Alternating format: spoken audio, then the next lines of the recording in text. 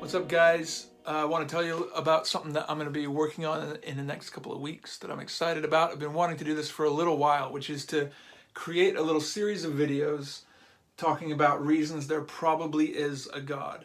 We live in a society that sees the ideas about God as being fundamentally opposed to ideas about reason.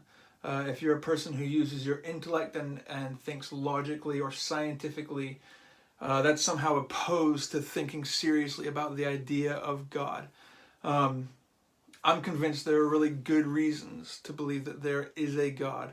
Now you might think, come on man, you're supposed to be a pastor of a church. Probably isn't really a very strong word. Maybe I should be using some word bigger or better than probably, like 5 reasons there is definitely a God. The reason I say probably, I'm convinced that God exists.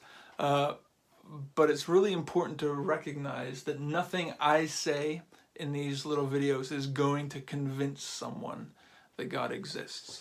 And I think that's because we approach these questions with such deep, predisposed ideas.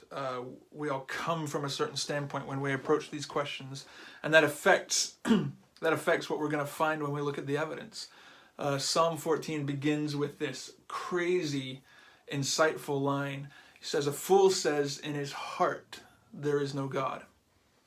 That is to say, the decision about whether or not you believe in a God isn't fundamentally an intellectual decision. It's fundamentally born out of your desires and what you want to be true, which is pretty unnerving. That's quite a challenge to believers and unbelievers. It says actually this begins with you and your desires more than it begins with your intellectual decisions about what you see around you.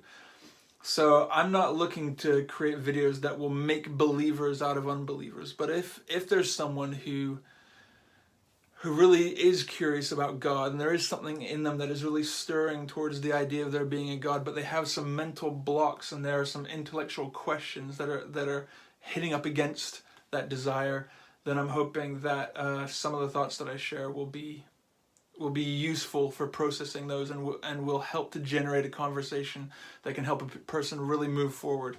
I'm going to be talking not very scientifically, probably I guess more philosophically about some big worldview, some puzzle pieces of a worldview that acknowledges the existence of God. So look out over the next couple weeks for some videos that I hope will be helpful. 5 reasons why there's probably a God. I'm looking forward to it. See you guys.